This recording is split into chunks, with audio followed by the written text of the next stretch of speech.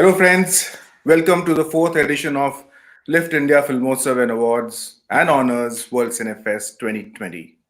Today, we are in a live conversation with a very young director, Mr. Brando Benetton from Italy. We have his telefilm Nightfire with us, and he has been termed as among the one of the top 100 students to watch out in 2015. So let's get to know him a little more. Thank you so much for having me. Thank you. Hi, Brando, Hi, everyone. and thank you for sparing your time for us. Oh, happy to do it. Fantastic. Happy you guys are bringing Q&A so people can learn more about the movies. It's interesting to see a film like Nightfire come to a festival. I say this because it's a complete potboiler. It's an espionage film. It's a spy thriller. It's an out and out a box office film. Uh, So, thank you. But I think there's a compliment, hopefully, in regards to, I don't want to cut you off, but hopefully we're very aware of the fact that it's not what people would expect from a festival. And I think in regards to programming, it also speaks to you guys. You guys not only enjoy the very emotion-based films, the simpler ones and smaller ones, but hopefully people, especially in a year like this, everybody wants kind of some genre films, some explosions and actions and the ability of going to Italy in this case. So hopefully that's what people responded to. So anyways, thank you to you guys for programming a movie like Nightfire as well. Absolutely, and we are delighted to watch that film, and we were like saying that what a relief that we have watching this film and enjoyed it coming from such a young person like you. Uh, Oh, thank you. Thank you. I was talking to Sahitya, and he was mentioning that, like you said, it's not a usual film that we get to see at a festival where we are mostly showcasing world cinema, which are a little lighter in the storytelling and the filmmaking aspects. Um, what made you send this film to the festival? That's a great question. You know what? I think honestly, we had the luxury this year of finally completing the movie right as everything was starting at the beginning of the year, and we understood at that point that if you put it in a spin and realize that everybody's going to need entertainment this year, we're happy we finished in the time that we did, but we were also very aware of in regards to managing resources and choosing where to send the film to. I don't think it has anything to do with tier festivals. I don't think it has to do with, and I don't mean this in a bad way, but we didn't make Nightfire to go win, you know, uh, awards for art cinema. We were speaking a moment ago about genre filmmaking, and I think that I am very conscious. I've been very lucky to travel a lot and be conscious about the fact that some film genres translate anywhere in the world, regardless of language. And I wanted to make sure that, a movie such as this, obviously, we are happy that, it found a home in America. I'm from Italy, as you said, and obviously, we are very keen on sharing it with people there too. But I wanted to go beyond. And I wanted to think of India, which has such a rooted culture of cinema and has, in my mind, frankly, there's some amazing action cinema in India. And I wanted to make sure that audiences there, even if it was one festival and it looks like, it connected with you guys, hopefully in a way. I was like, as long as somebody there gets to see it, hopefully they'll appreciate it. Um, and again, it's just about sharing stories and hopefully getting our stories, as filmmakers, because not just my movie, it's our movie. There's a lot of people involved we can talk about who participated in this. Hopefully, it leads to something like this, us sharing our stories and getting to know each other. Uh, I would like to know how did you get this acumen of making a thriller film with has loaded with a lot of action. What went into training part of it? You as a director. That's a great question. I listen. I think it's difficult because I mean, you obviously can see I'm very young, and what I think is amazing is that regardless of the final result, we had very limited resources to make this movie. I know it doesn't look like it, But I think the process, and this can apply to any filmmaker, rather than dreaming up a story and then being like, okay, how do we pay for this? How do we build a set? We made a list. We made a list of everything we knew we had at our disposal. And it could be, a car, a set. We knew that, for example, there's a stage that the city builds for the New Year's. This was shot around Christmas time, and there's a stage that the city in Verona, where I'm from, builds, and was like, great, we're gonna have a scene on a stage. I don't know how it fits, but we know it's free, so we're gonna have it in there. And you make a list of all the resources anywhere you are in the world, and try to organically, emotionally weave a thread around these elements and make it feel as organic, again, as part of the story as possible. Because again, this is a first attempt. This is the first time we're trying this on this scale, and I want you to. I mean, picture explosions or not, action or not. It's a bunch of 20-year-olds who are in film school and are daring to dream big, because maybe I didn't realize it at the time, but the bigger we dreamed, the bigger sometimes you fail because you don't always get what you want, and the more you learn. This is what it's all about. So we did the list and we wrote a script, and because obviously we love action cinema. I grew up, I'm in Los Angeles now, but I grew up as a kid learning English through action cinema like Michael Bay and Steven Spielberg, and I think all of us, regardless of the kind of cinema that we make and you guys watch and judge, we tend to respond and emulate and replicate the movies that we like. And that's why I think a lot of times it's strange. You're like, why do I like action cinema? Why do I like romantic comedies? Well, probably because they spoke to you, and that's where you want to do it to, and share that feeling with other people. So that's I'm happy to go more in depth, but that's the baseline of we had 12 days because we knew that we were in school at the time, and we knew that school ends at Christmas and it starts in January, and we had only 12 days to shoot in between. So no matter what, because we were flying back into Italy and then away to America for school, that was it. And it was kind of exciting to know that we had these 12 days and we were going to have a movie, whether we liked it or not. There was not going to be reshoots. There wasn't going to be we had to be ready. And I think that made us be extra prepared for what was coming. Uh, could you tell us something about your experience at the film school at USC? Sure, absolutely. So we did Night Fire right before arriving at USC at Ithaca College, and after that,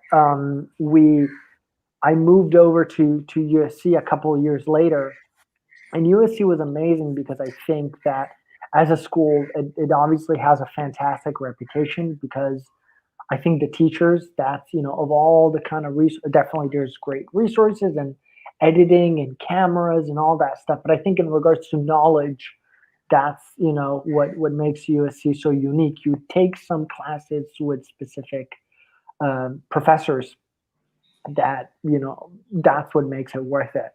And I think during my time at USC, I was very focused and aware of the fact that I was very lucky, lucky of being in a country that is foreign to me, a city which I dreamed. Right now, as I speak to you, it's dark because it's 10 p.m., but there's the Hollywood sign, a couple less than a mile away, and I can see it from my window. And I think that kind of pressure in regards to being at USC and seeing that sign reminds you how high up you got to live. And in regards to dreaming big, you gotta, I think for every time, even though at USC we didn't shoot anything nearly as big as this, we were always trying to say, what kind of films can we make that we haven't done before? Just so we can, again, the attempt is not to fail. We don't want to fail, but we know that if we do dream big and do come short, we're going to be better filmmakers than we were than when we started the program. So I feel like I really learned a lot by the time I got out of USC because of so many different movies we had worked on, which was stuff that I, didn't consider at the beginning. But we said, why don't we try this?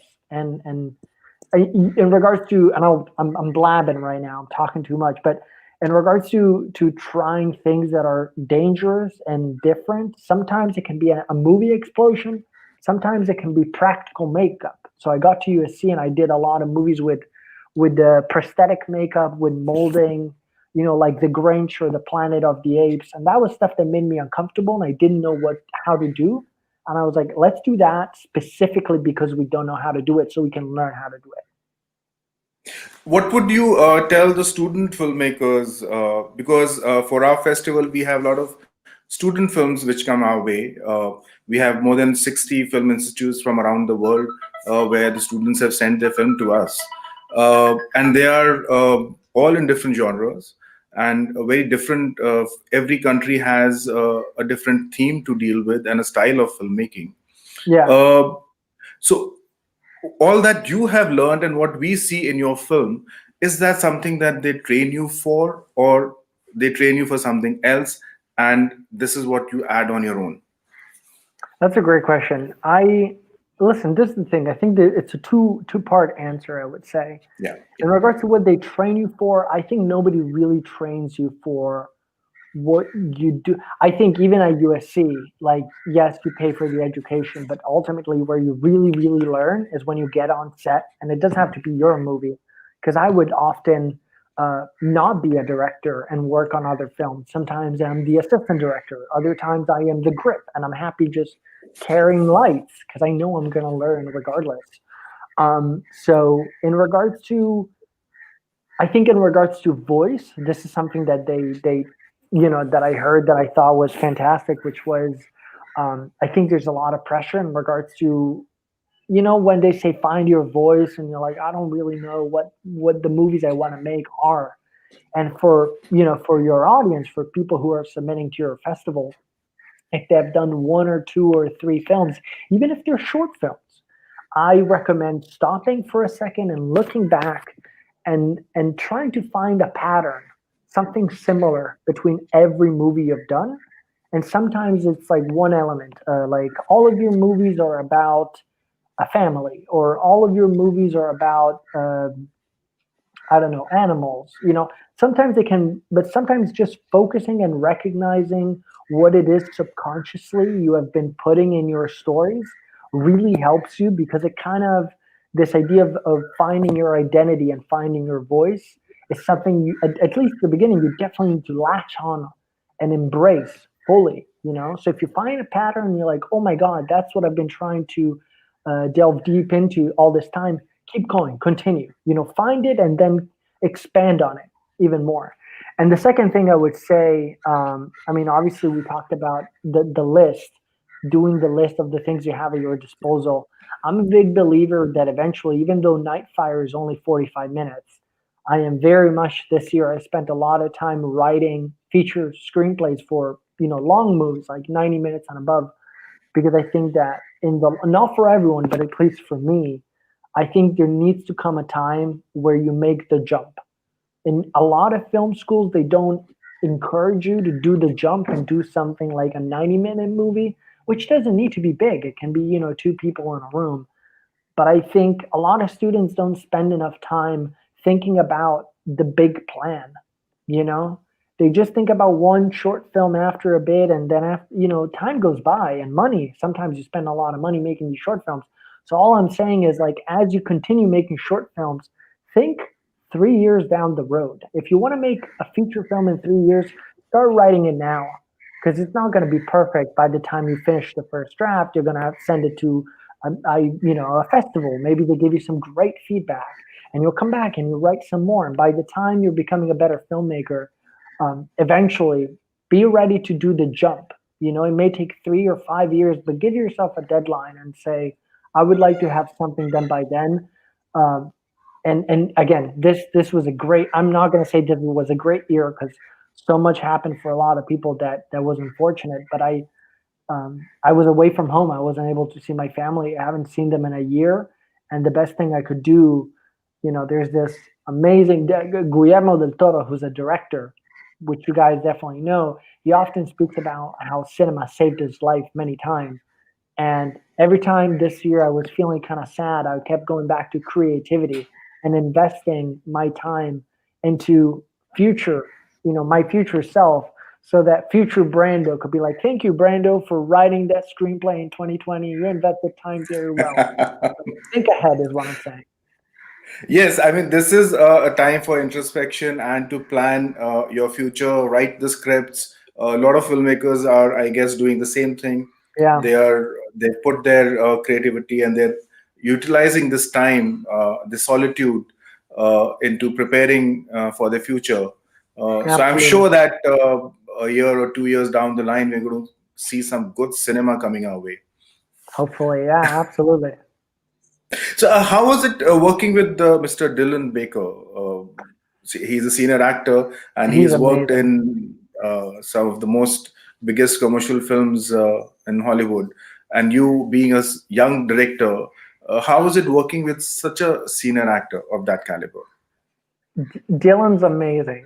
And I really, really mean this in the sense that I think there's a lot of aspects about directing that you get comfortable with. It's very different to think about what directing should be as opposed to when you get there and you're like, oh my God, it's not just about, calling action and cut. Sometimes, and I learned a lot of Nightfire, you gotta be an observer, you gotta be an audience member and realize something's not working, we gotta fix it. And having someone like Dylan, by the way, and I will say this, and it took me some time to realize the reason I think he's such a good actor is that he can take any script, and make it you make it sound great by finding the truth in it. And the reason I say this is because like we wrote the script for Nightfire, and like we're definitely not professional screen, or definitely we were not professional screenwriters at the time, and he was always a rule which he taught me and we kept going with, which was challenge the material. And sometimes he would take a scene which on paper I read it today and I'm like, that's okay, it's not great, it's not bad, it's okay. And he would just bring it to life. And other times he would say, we can do better, we can do better. And we would be driving to the set and he was in the back of the car and we're rewriting the scene. And to have someone who's so invested in a production, again, keep it like this is, as a student production, technically speaking, it's a gift. We shot the movie also, I was telling you, during the winter, around Christmas, and it was so cold. I don't know how India temperature is during the winter, but Italy was very cold, like blue hand, and we would very often, because we were learning about scheduling and assistant directing, and we hadn't planned enough time for the first scene we shot in the movie is the sequence in the middle with the stage and there's a truck and a gunfight and all that stuff. And I made the mistake of saying we can do it in one night, all of it, one night, you know. And we were supposed to finish early on, and it's now 5, 6 in the morning, and we're supposed to be back on set in 3 hours for the next day. And there are people in the crew and the cast who eventually sometimes say, you know what, screw you guys. I'm going home. Like we'll do it later. Not Dylan. Dylan and that to me is the true remark in regards to being invested. He never complained. He learned. He was driving that truck. He was firing those guns, and he was always willing to learn. Like I've never done it. Teach me how to do it, and we'll do it great. We'll do it in a great way. We noticed, we also saw the making of Nightfire on the YouTube link that you had shared with us. Uh, you didn't resort to a lot of VFX in this. You used real fire Yeah, and the stunts. Why is that? that's a great question.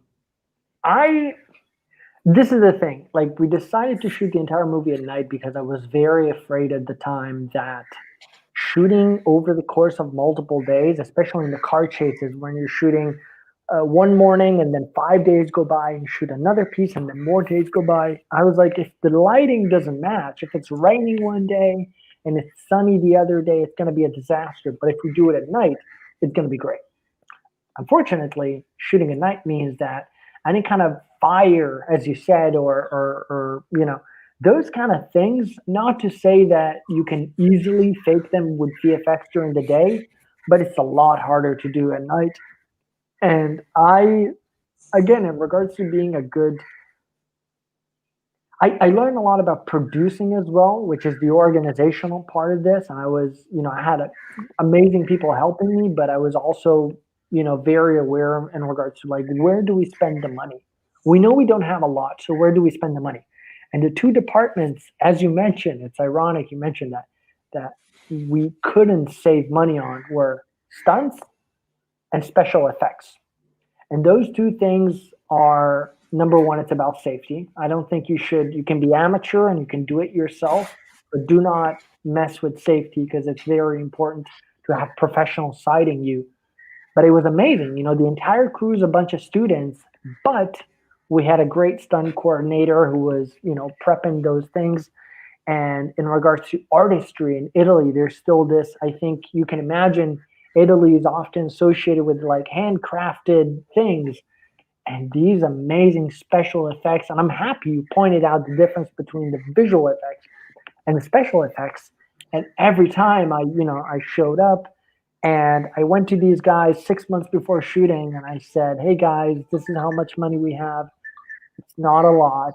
These are all the effects I want to do. You tell me when we run out of money. And they looked at me and said, we're very aware of the fact that you guys are the next generation. We want to help you. So what to us was magic, like how are you guys doing it? For them, it was a piece of cake. It just required time and preparation. So there's a car explosion in the movie, and we had to buy a very used car, send it to them months in advance, and they emptied all the plastic inside the car, and they rigged it, and they did. And for me, it was like amazing. And for them, it's like, yeah, no problem. We do this all the time. And again, it was I knew it was important because I knew the way it felt to me. When I go back and I look at movies like Indiana Jones and The Last Crusade, like I remember the feeling of knowing that it was practical. I couldn't tell as a kid. No audience member can tell you how you shot something, but in their heart, they know when something. And this is not to criticize any movie, but when you look at a big superhero movie, when the city is exploding and like it's not real. And to me, it's all about emotion. Sometimes you don't need to destroy a city. All you need to destroy is like one car, but it feels so much more emotional than needing to blow up a building with a computer, you know?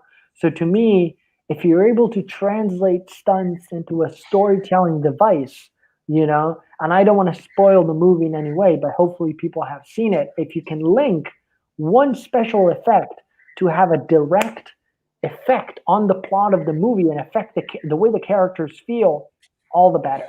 And that's what I only realized after we finished the movie, and it's been so important to me in recognizing that same trick in movies that I love myself now, and realizing, oh, that's why I feel something. Okay, because sometimes it's not just enough to learn what we like, but why we like it and why it makes us feel something.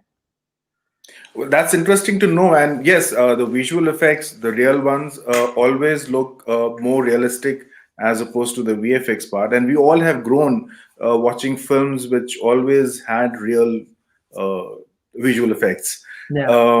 And it's very difficult to execute them, in fact. I mean, as long as, like you rightly pointed, I mean, we have to observe the safety points, the measures. Yeah. As long as we do that, then it's great to have those real stunts and the blasts and all the fire looks real. So the impact is also that much real. It's real, and I think it was important. I think once we started shooting, I realized this is going to be so tasking. Someone like most people on the student side of it, they flew themselves to Italy. Obviously, they had a roof over their head, and we were feeding them, but they weren't paid. And over the course of the nights, it's cold. You're in a country where you don't speak the language for some of the. So the importance of sprinkling the action not only through the course of a movie, but through the course of filming It felt exciting. It felt like going to Disneyland when he said, "Hey guys, today we're shooting a car explosion." Because suddenly for everyone to, group around the monitor this big, 20 people, the stunt guys, and we all look at playback and we look at the shot again and again, and for a moment we become audience members, we become fans. That was important because suddenly the 3 nights of tired, cold shooting went away, and people jumped back up and said, "Let's do it again. What's next?" So that's what I'm saying in regards to it was painful, it was difficult. There was a lot I could tell you about in regards to mistakes and things we didn't get to. But we had to adapt. Like our car was so cheap. We bought a used car and it was so cheap that the car broke before we finished the car chase. And we're like, oh my God, like, what do we do?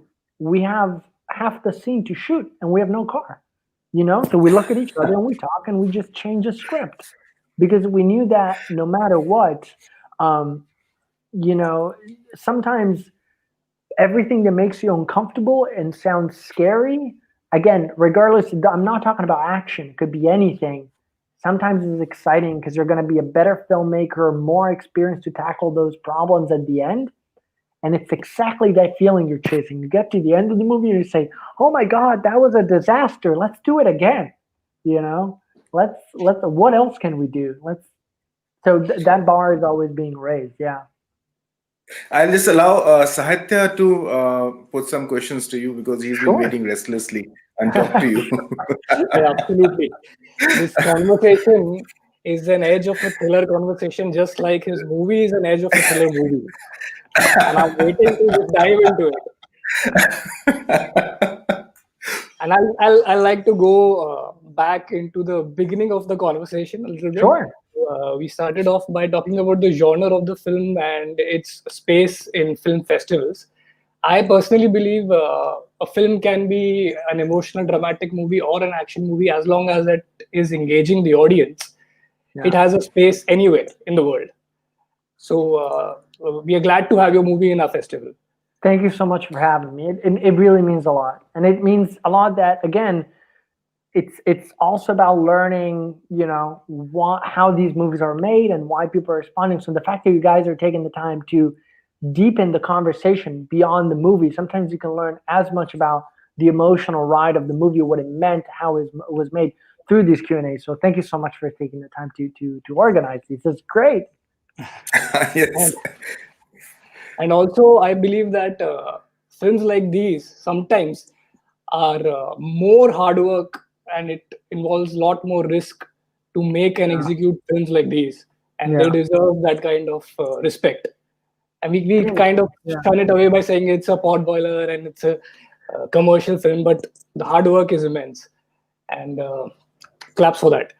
I mean, thank you. And again, it's not just me. It's like, I think I always say, our friend Garrett who is the cinematographer on the movie. I always tell him, I'm seeing him tomorrow, and I tell him it was a chance. Like, we met in school, and he's like, "I'll shoot your movie," and he pulled it off. The whole movie was on Steadicam because we didn't have the time to do cranes and dollies. Like, so we looked at each other and we said, we got to shoot the whole thing in Steadicam because regardless of what the shot is, we don't have time to do it any other way. And where was I going with this? Oh yeah, and this is something I learned over the course of the years. What you spoke to just now in regards to making it a love letter for the audience, these movies are not easy to make. And I'm not just talking about us in regards to movies like James Bond and Mission Impossible. Like, it's so tempting sometimes to look at the script and just be like, let's cut the stunt. The stunt doesn't matter, So you're out there in the cold at night, and you're the writer or the co-writer at least, and you're like, why did I do it? I should have said interior, nothing happens, night. Like, this could be so simple. And I think it's also the difference between first and second units. And were you going to say something? Yes. I want to dive into a question here. What made you pick up the topic, the script? I mean, when we come to it, for the story and the plotting, the espionage. of you being from Italy and trained in US and living there, the Ukraine and the American espionage thriller into the story. How did the Ukraine come into this? Great What question. made you think of Ukraine in this Yeah. story? And by the way, I apologize if for a second I diverge, because I tend to take questions and I take them in directions you didn't. So I apologize if I keep talking. No, not at all. I mean, it's always better to drive the session the way anywhere, as long as it's engaging and benefiting our audience. And there's a lot of student filmmakers who watch these sessions. Absolutely. Yeah. When we wrote this, and it was a couple of years ago, there was a lot of going on with Ukraine, and there being internal riots in regards to independence. And I am not gonna I'm not gonna stand here saying that I have any right to tell the story. I wasn't trying for this movie to be a political statement of independence. I'm just very aware of trying to study. It's very relieving, because at the end of the day, I'm not trying to be like, we're artists. It's like, we're entertainers, and I'm okay with that. We're here to provide good entertainment. If we've done that, that is good. So we try to look at movies like the James Bond movies, where you can look at some plots and they're strange. Sometimes it's about someone wanting to kill the world. Sometimes it's about, just strange things. For us, it was all about emotion. And we said, if someone were to do something very mean, if you have a villain in a movie, what's the best intention they can step into and try and do bad things for? And we looked at the situation. We said, okay, well, if you were from a country and you needed to do something extreme, that could be one of the places where you come from.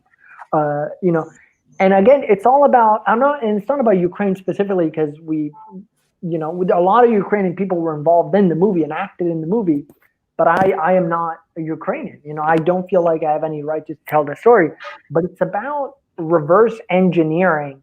If you know where the movie's going to end and what the character should be, how do we start? Like, if we know what our ending is, let's just work backwards. And for us, it was very relieving that, number one, we had 6 months. Like, that was the pre-production, to write it and convince the city to let us do the explosions. Like we were gonna shoot at Christmas no matter what. So it wasn't, for better or worse, there wasn't like, let's write an amazing script. It was like, we need to go, And what really helped us, kind of gave us a little box that we needed to fit in, was, as I was saying in the beginning, was that list. We know we have a submarine and a military base, and Dylan Baker is going to be the villain. He's going to do amazing, And even if sometimes the story didn't work, he helped us steer it and question the material. So given all these elements, we said, we know the rough idea. We know these are the sets. How do we build a story around that? And what I'm trying to say is that whether you self-finance your movie or the school, or is this a school assignment, whatever the circumstances is, it's a great exercise. In this case, again, it can be sometimes an expensive exercise, because you're investing, and I'm not just talking about money, I'm talking about your time and your tears and your fights, because there's a lot of that involved. But it's about, like, how big can you dream? And in the situation of the Ukraine and the script, like, a lot of what we meant to shoot, we never got to. So in my mind, I just, like, in preparation for this, I went back and read the original script, and I was amazed at how much stuff we left out. Because eventually, I spoke about the fact we only had 12 days. When we got back to New York, we said, oh my God, we shot 80% of what we meant to, like, the skeleton, the story's there, but we never got to shoot that small scene and this small thing and this small thing.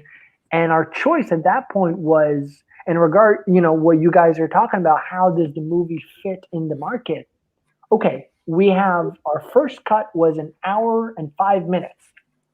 Okay, that is very boring. It was a 1 hour, but it was very boring. So what do?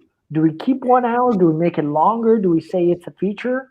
Or do we go smaller, and just give people a good story?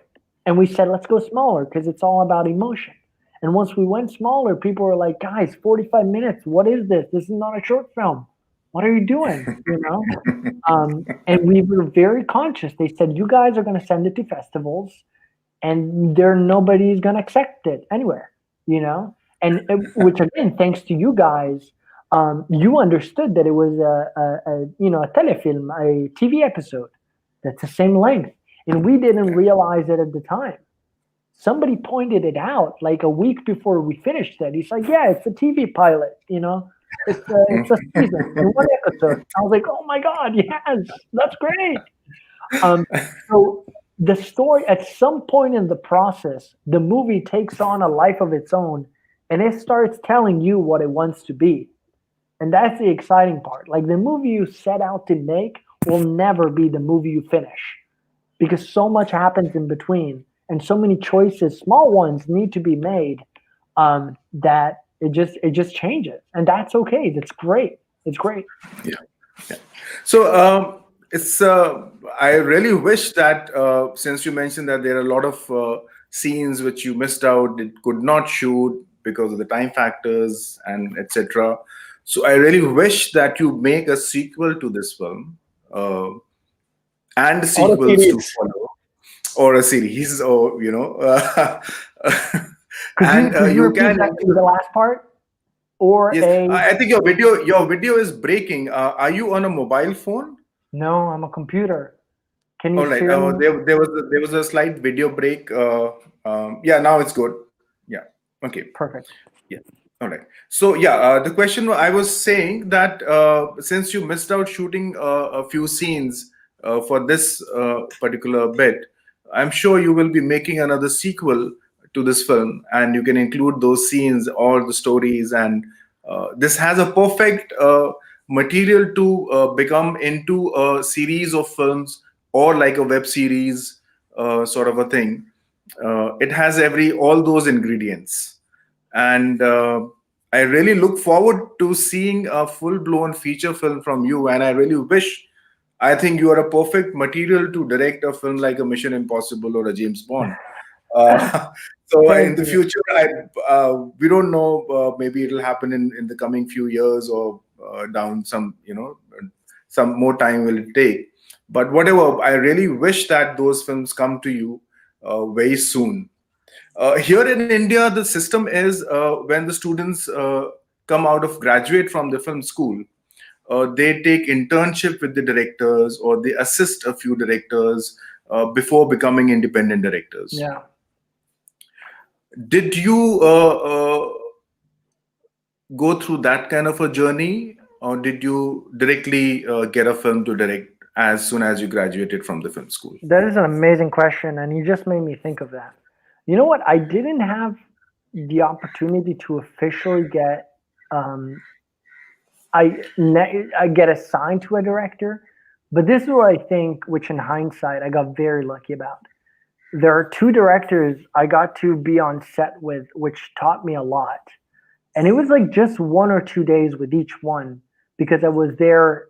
The first time I got to work with, I didn't get to work. I got to be with Ridley Scott, who came to Italy to shoot a movie. And I was there with them 1 or 2 days. It was in Rome. It was a couple of years ago. And seeing him work was amazing because the guy shoots with 5 different cameras, which I would never do. And it takes them forever to set up the scene, like because they got to prepare and light and all those things. And then he does 2 takes, 5 different angles, 2 takes, and that's it. That's the scene. And I was like, oh my God, that's amazing, So I think the luck of being on set for that was something. Also, I mean, I got to be Christopher Nolan. He was shooting the final Batman movie, The Dark Knight Rises. And there's this one scene in a stadium where they blow up the stadium. And I got to be there for that one day of filming. And I was there as an extra. I was a background actor. And I didn't care about being on camera. All I had my eyes on was Christopher Nolan. Because I wanted to see what time are we starting? What are the angles you're picking first? And why are you picking them first? At what point, does the day switch in regards to energy? Like I had my eyes on that. And when I first moved to New York, I was extremely lucky. I moved to America when I was 16. and I was living the first year. I was living by myself, and I would do my homework alone in the afternoon, and then at night, even if I had school the next day, I would go on film sets. I would, because New York has a way of, whenever you see like a orange or pink or yellow sign, they're gonna shoot, and they say what's gonna shoot, what day, what time, and I would go back there, and I would just watch them over. Like, I'm 16 years old until like 3 or 4 in the morning, and I had school the next, and I would just be there, and you learn about the assistant director, and you learn about how long it's taking them to shoot. Because then the movie 9 months later, I go to the theater, and I watch the movie with the scene I was there on the day, and in my mind, I'm understanding that 3 hours of work become 20 seconds, on screen, whatever it is.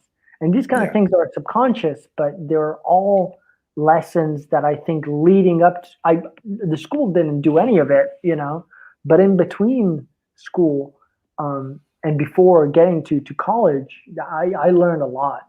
I'm happy you asked about that, because that's something I felt like I learned a lot. And the same way, sometimes even here in Los Angeles, I was happy to not be a director. I would be an assistant director, just so I would have an excuse to work on bigger movies where you have to handle the cars and the background people, just to get a sense of like, how do the better people, because I know I'm not the best. So how can I learn from the best, but not have the pressure? Because there is nothing worse than going to bed being like, I got to shoot that tomorrow. Assistant director is stressful, but if whether things go good or not, it's not your movie. Like, I'm sorry, but it's not your movie. So you get to learn the experience, but don't pay the price. That's the way I see it. That's golden. Wait. Those are the golden words, in fact. So it was lovely talking to you, Brando. And I feel like I we cut you guys off. If there were any more questions, because I had a feel lot of few questions, but I'll email if it you to you. want, I don't know if you please, Saitya. Yeah. Please ask if you have Actually, questions. Please go on. we were talking about choices of a director. You said Nolan. You observed Nolan, what angles he chose, and how the energy shifts. And I wanted to understand about your choice of angles in the film. I observed that they were particularly low angle shots. Was that deliberate, or it's not considered with your DOP? I'm so happy you asked that. And again, I feel like we have grown so much since we shot the movie, that to me is what is the most encouraging is studying, and this goes for anyone out there, yourselves included. When you do your movies and then you go back, don't just be like, oh, that's so bad. Like, study what you did and why you did it. And I feel like very often, because we didn't have a lot of time, and we were on Steadicam, me and Garrett, who's the cinematographer, and he was amazing at looking at a thing. And I must admit, a lot of the credit goes to him. Most times, I would not tell him how to shoot it. He would do it, and I would look at it and be like, it's amazing, And only later, because I was under so much pressure in regards to being the producer as well. So I was thinking sometimes not as much about angles as I was about the trucks and the special effects and the permits and the actors and what are we going to do tonight, because we and that's why I think it was very overwhelming. I keep telling people that the joke is like, I don't remember shooting the movie because we were getting so little sleep. But what I think both him and I responded to, because that's why I think we were so in sync visually. He would present something and I would be like, yeah, sure. Is that I think both him and I grew up with a lot of Spielberg movies. And Spielberg is obviously someone who can have time if he wants it. But, if we are shooting right now, if this was a scene and we don't have a lot of time, and your shot list includes, like a wide shot, and then you have a close-up, and then you have like a close-up of this. Spielberg is someone who very often changes the frame in one shot. So rather than doing and then cutting in a new shot and then cutting in a new shot, he will often blocks the scene so that the actors walk themselves into a close-up, and then they look down and the shot, shows you this. And we were not registering that at the time, because you're a student, you're 16, 17, 20, like you don't You're not, I mean, not the way I am tonight. Tonight I watched another Spielberg film I'd never seen. And it's unfortunate because it kind of ruins it. You're no longer enjoying the story. You're studying, cinematography. But I'm happy you spoke about this because I suddenly, people like Spielberg taught us, and we did it. That's why it was exciting because we finished and we're like, oh my God, it worked. Whatever we did, we don't know why we did it, but it worked. And the instinct was very often when we didn't have the time, we would often do low angles. As you mentioned, I'm glad you picked it up because suddenly the two things to make a scene more interesting very often is that if you look at a frame and it's not really working, either like you Dutch the angle a bit, it makes it more dramatic, or you just go lower. Because suddenly the other thing about lower angles, like we are right now speaking, is that very often in the Hollywood movies they can't do that because if the set has been built, the lights are at the top. You can never see the roof because it's a set. So the moment you start having these low angles, I don't know why, that I haven't figured it out yet, but subconsciously there's an added production value to it because people aren't used to seeing that.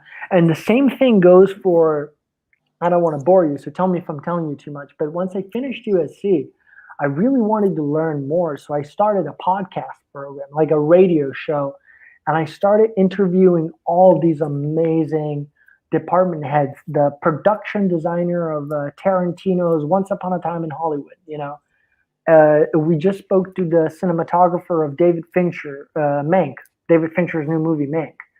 And I would go to him now and I could say, hey, Eric, his name is Eric. I read that you guys shot with a 21, 27, and 40 millimeter lens. And I'm sorry, because I'm going very specific. But why are you guys doing that? And he would explain to me the discipline between shooting with a set amount of lenses. If your entire movie or entire TV show only has 3 lenses, that creates a language, a discipline. Because very often on set, you say, oh, I wish I had something in the middle, but you don't. And it forces you to make choices, and that's what I think directing is all about, which I didn't know at the time, and I'm still learning now. Like, you're technically being paid for your ideas, but especially your choices. And it's about making more good choices than bad ones when it comes to delivering under pressure. Because no matter what happens, the sun is going to go down, the actor is going to be sick, the location is going to be ruined, whatever it is, and you're going to have to improvise. So the more comfortable you are under stress and the better choices you make when it comes time to, the stressful times, the better I think people will think of you as a director. Because that happens to everyone, no matter who you are. Even Spielberg, the sun is going down and you're losing the location. And yet he pulls it off. He takes a limitation and he turns it into an opportunity. A lot of directors and cinematographers in India especially choose not to go low angle way is because they feel scared of the actors, because they often tell the cameraman that they distort their face, and hence we stick to the regular stuff. I understand. Yeah, they can, the chin is not always great. Okay, so I also wanted to ask you one more thing. Action films have evolved over time. I mean, if we go back, we can also see action in Chaplin movies. Then there was a time Jackie Chan came into the action zone and totally took over it. And now there is action of a very realistic sort. Like if you see Nolan films, or most of his effects are on location. Where do you see the future of action films? Where is it headed? Listen, I'm very happy you mentioned Chaplin. Like, Chaplin is fantastic. Who I always go back to is Buster Keaton. And Buster Keaton, it's Charlie Chaplin, Buster Keaton, and Harold Lloyd. And if you look at Buster Keaton movies like The General from 1924, that is 100 years ago, and he's doing stunts in that movie that you will not believe. That is practical stuff that you can't fake. And I think, at the beginning of our conversation, you asked, why do you think people respond to practical action? Is because, like, imperfection cannot be faked. When you see someone tripping and falling, and it's the same thing with the Jackie Chan. Jackie Chan spoke about the fact that, he will sometimes put in movies things that are so complex and in the moment. Like, he will sometimes, like, flip an umbrella and he catches it perfectly. And if you look behind the scenes, they shot it 97 times. But the emotion of how it feels to see him catch it in the one take, people don't care, you know. He speaks about the fact that he's invested in shooting, in taking longer to shoot a movie to create those moments, because when the movie opens, if it's not perfect in his mind, he's not going to go tell the audience like, hey guys, I'm sorry, I wanted to but I didn't get to. Like, the movie you see is the movie you get, and you either make something spectacular or you didn't. And you know, you mentioned Nolan, but I think also the John Wick movies, and I got the chance to speak to Chad Stahelski. I think over the course of the last years, people have understood that you can have extremely exciting action sequences. Like, my go-to is the Mission Impossible franchise. I saw them, they're shooting right now. They just finished shooting in Italy. And I saw them do things. I don't want to spoil it, but I saw them do a motorcycle stunt off a cliff that is going to blow people's mind. Blow people's mind.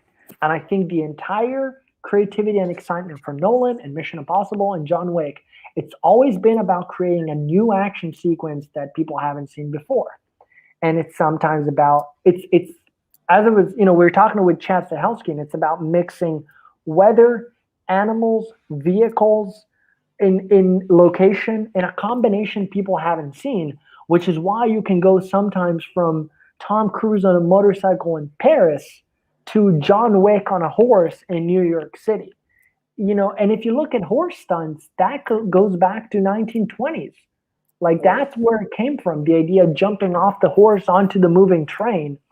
And it's always about like renewing a fresh way of reintroducing. I don't want to say that it's about taking old work and recycling it, but it's always about reintroducing older work in a new dynamic way. Because I think like Nolan is someone who has spoken extensively about the fact that Inception is a Bond movie, you know, and he loves Bond movies. I'm saying it's a Bond movie in the sense of like, he is not afraid of talking about the fact that his ideas, like in Dark Knight Rises, there's a plane that goes like this, and they, you know, that's the same sequence from a Bond movie from the 80s. But Nolan isn't just copying it. Nolan knows that with the camera, with the technology of 2012, you're going to be able to shoot it in a way that people have never seen it because it's practical, you know? So that to me is what's exciting. There's, you know, we spoke, I've never been to India, but I dream of going to India. And I know that in regards to the flavor and the color and the locations, like there's just so many locations on this planet where what you're trying to create is you want to take people to places you've never been and show them things you've never seen, you know? And sometimes it's about you're on a movie and there's a castle and people go like, where's that castle? We got to go to that castle. And you look it up and you go, you know, but it's always rooted in all of these directors. I think it's all rooted in practical things. They're not building the horse. They're not building the location. They've simply chosen a combination of elements. We're going back to the list, you know, from earlier. We have to, you know, we don't get to choose what the list needs to be. We just look around and say, these are the elements we have at our disposal. But people who have money, who have time, they can really dream up the impossible. That's what I think the exciting thing about action films is. Like, they will always discover the new vehicle and the new location and the new circumstance. And I really don't want to spoil anything. But again, about the new Mission Impossible, there's a set of characters that I noticed. They're doing a car chase and they're handcuffed to each other, you know? So he's driving and he's handcuffed to the person. It's always about like putting conflict in the story. As you're having action, it gets more exciting the more conflict goes on. So if you look at Mission Impossible, you're falling off the sky with no oxygen. In this case, you got to drive, but you're handcuffed. So if you're able to create action that is rooted in character, it's not about a cool car chase, but it's you need the action to move on with your story. And if you don't get the action, the story can't go forward. That's how I think you create good action. If you base it, again, in character and emotion. That's a very interesting point you made, that you put conflict in action, you know, so it becomes more intriguing and more interesting. Yeah. And keeps the audience on the edge of the seat. What's going to happen next? the more difficult you make it for the characters, the more interesting it is. And I also know that for the last Mission Impossible movie that came out, they put so much conflict sometimes that I know they had to cut scenes out of the movie because there was too much, you know. But that's what I think, you know, any great story is like, you need to believe in the seat, like they're not going to make it. They're not going to make I have no idea how they're going to get out of the Yes. situation. So show us how. So, like you said that you want to come to India. I really wish that you do plan to shoot in India, and we are there to help you out for whatever things you need over here. Oh, thank you. I really hope I'm gonna, you know, as soon as things kind of clear up, I think all of us want to do a lot of traveling and seeing places. But I would be remiss, you know, not to tell you that I think any filmmaker or writer, like, I think the luxury of traveling is sometimes I'll be in a place and be like, I gotta, you know, I'm gonna take some pictures. I'm gonna write this down. Like, I have no idea how or when or what movie or what action sequence, but somebody needs to shoot something here. And I've heard a lot of stories of directors, you know, bumping into a location and that inspire on a trip.